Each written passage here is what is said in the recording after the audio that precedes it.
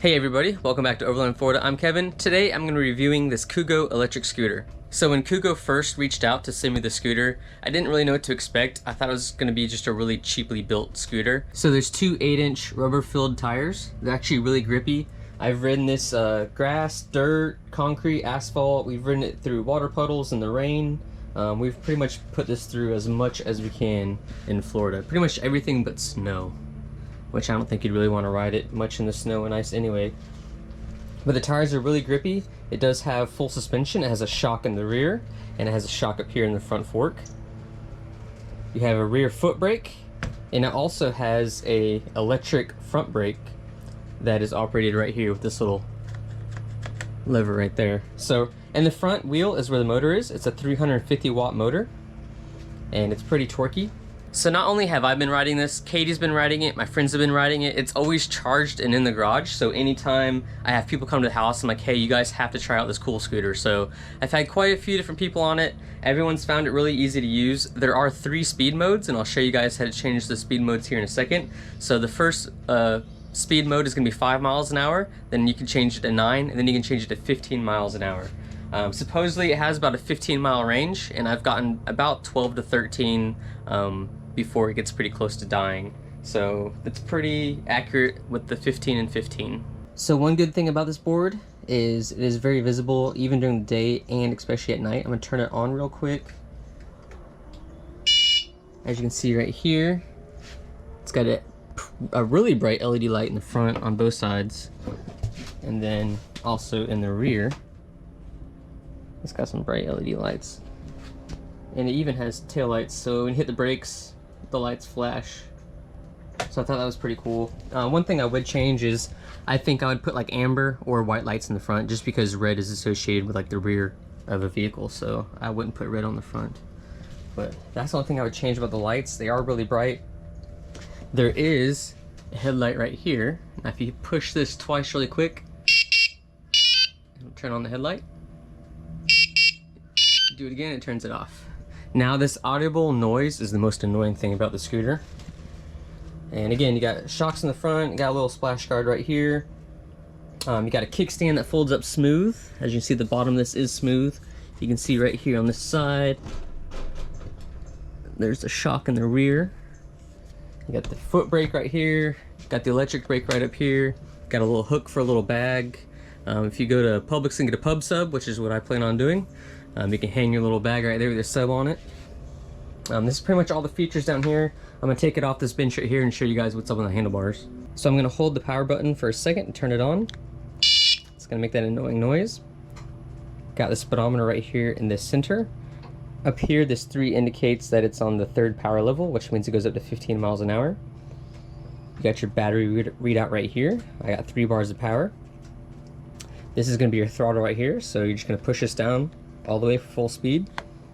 This is going to be your brake right here, so you're just going to press down on this, and the front wheel will brake with this, and then of course the rear wheel will brake with your foot. This right here you're going to press twice, turns on the headlight.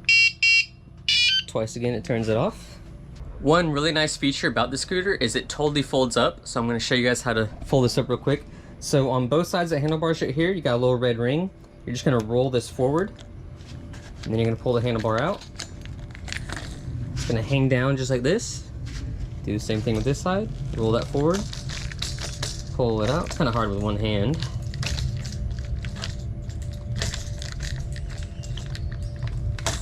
Fold it, folds just like that. And down here, you have this lever right here. So I'm going to fold this little kickstand up. Again, that folds up smooth. I'm going to take this right here. There's like a little bead. You lift up on the bead, pull this down, and it releases the fork. And then once it's folded all the way down, just lock it back in place, and you can pick it up. It's not that heavy. So if you're going to go to, say, Publix to get your pub sub, if you don't want to leave this out front where someone could steal it, you could fold this up, put it in the shopping cart, and take it in the store with you. So it's really convenient. It'll fit in small car trunks and stuff like that. So the last thing that's adjustable on the scooter right here is the handlebars. And of course this right here, you're just gonna pull this out and you can adjust the handlebar up or down. Then you're gonna lock it back and it'll hold it in position. And of course, I forget my sunglasses today. But anyway, I'm gonna show you guys how to use the scooter on this long stretch of sidewalk right here. So the scooter is currently off. So once you get the scooter, always remember to put the kickstand up. There is no safety switch for that. So next thing you're gonna do is just hold the power button, which is the button on the right hand side, for a second. It's gonna make a loud beep, let you know that it's on. Now you're probably not gonna be able to see the screen very well today. It's really bright outside and the brightness on the screen is not adjustable. So you're just gonna have to take my word for it. I do have the setting for speed on 3, which means it goes up to 15 miles an hour. Now the fastest you're ever gonna go on the scooter is 16 miles an hour. So if you take the scooter, say you don't live in Florida, say you live up in the mountains or you live in a really hilly area, even if you take the scooter downhill, the fastest it's ever gonna go is 16 miles an hour. Once it hits that 16 mile an hour threshold, the front wheel has the motor on it, and the motor will actually slow you back down to keep you at a constant 15, 16 miles an hour. So that's a really good feature right there. So don't get nervous if you're up in the mountains or anything and you want to take this little scooter out. So again, kickstand up. I think the big fish just jumped right there. Kickstand up, scooter's on. Now I'm gonna hit the throttle real quick, just to show you guys. The throttle's on the right hand side. From a dead stop, the scooter's not gonna go on its own. Okay, that's the throttle right there. This is the brake. So what you're gonna have to do in order to tell the scooter that you're ready to go is you're gonna have to get on the scooter, you're gonna have to kick it, you're gonna have to push it. Once the scooter is rolling under your power, you can hit the throttle and the scooter will take off. Scooter's at a standstill, throttle, nothing. So I'm gonna get on the scooter, I'm gonna give it a couple kicks. Once it's rolling, I can hit the throttle and it's gonna take off. So I doubt you guys are gonna be able to read the speed, so I'll let you know when I get to 15 miles an hour. I'm at 13 right now, looks like 14 and 15 miles an hour. And then I'm gonna hit the front brake right here, which is this little lever. And it stops nice and quick, but if it doesn't stop quick enough, or maybe you just don't like the feeling of the front wheel having the brake, you always have this brake right here in the rear. One thing I should say is you should always probably wear regular tennis shoes or real shoes for this. But if you're someone like me that wears Crocs, or maybe you're just going to get the mail from the mailbox and you're wearing flip-flops, this deck right here is really grippy. Even riding in the rain, riding through wet grass or water puddles or whatever, this does not get slippery. This is just really grippy, really good material. It's not peeling up or anything on the sides. So it's stuck on there pretty good. It really grips your shoes, or even your flip-flops, or even if you're just wearing Crocs. So the scooter does have rear and front suspension. Now it's gonna be one of those things, it's gonna be hard to show you guys how smooth this is. It's kind of one of those things you just have to ride it for yourself.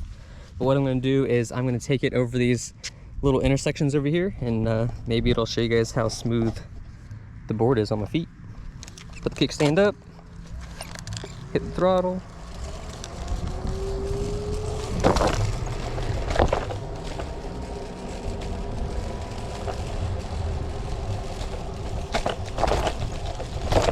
Now I just did all those at full speed and it was not hard on the knees, hard on the feet, the wrists, or anything. So even though that suspension probably doesn't move a whole lot, it does take a lot of the shock out of the scooter for you. So we got another one coming up here. We're gonna be hitting this one at 15 miles an hour. That was a little rough, but again, there was no shock in my wrists or in my feet.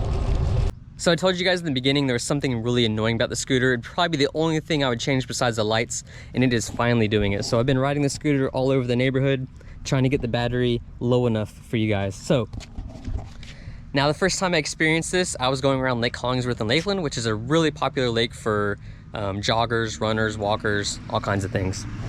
So unbeknownst to me, when this scooter gets to, I think it's 1 bar, no, it's got 2 bars left of power, it sounds an alarm to let you know that it's almost dead.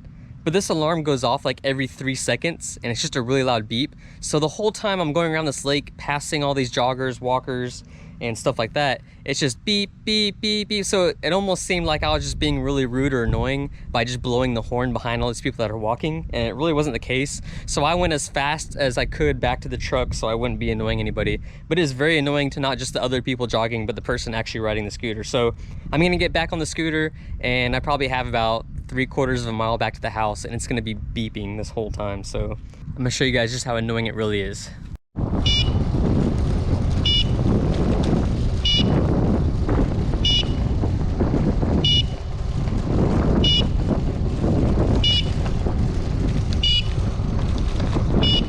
So now that the battery on the scooter is dead, they do give you a really good charger right here. As you can see, it is lit up green right now. Once I plug it into the scooter, which is this little plug right here. And the charger turns to red. So when it turns green, you know it's ready to go. And I would say, depending on how dead the scooter is, between 3 to 6 hours, you'll have a fully charged scooter. I hope you guys could hear that, but I'm back in my shed now, and that beeping was so annoying and it's so frequent. If it has to beep for the low battery warning, if it didn't do it every 3 seconds, it probably wouldn't be so bad, but it's just constant beep, beep, beep, and it's just, to everybody running around you or just passing past houses, it just comes off really annoying. But like I said, that's the only thing I would change, just that a really annoying beep. It does hold a really good charge. We go on laps around the neighborhood on this thing pretty regularly, and it's always, you know, between 3 and 6 miles each time, and we get I don't know, we get quite a few rides before I got to charge the battery. And I went through almost the whole battery just today, showing you guys how to ride this thing around the neighborhood. So again, the beeping is the only thing I found annoying about this thing, or I would change. The grip is really good, the tires are really grippy. I can go full speed across sidewalks, through little intersections and everything, and I don't feel nervous or anything at all. I would change these lights from red to amber. They are nice and bright. You get really good visibility during the day. You can see the scooter going all the way down the street in front of my house. And of course, the headlight right here is actually pretty decent. Other than that, this is a Kugoo scooter. If you guys are interested, they make all kinds of different versions. They have like ones with really big suspension for like off-road and headlights and stuff.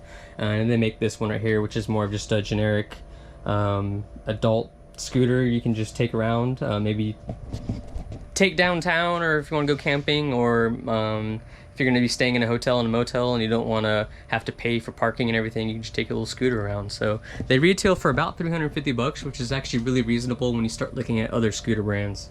Again, guys, I don't sell these scooters. They just sent me one, said, hey, review this and take it for a couple laps, take it for a spin or whatever. So that's exactly what I did. So if you guys are interested, of course, in the description below will be links. And thank you, Kugoo Scooters, for sending me the scooter.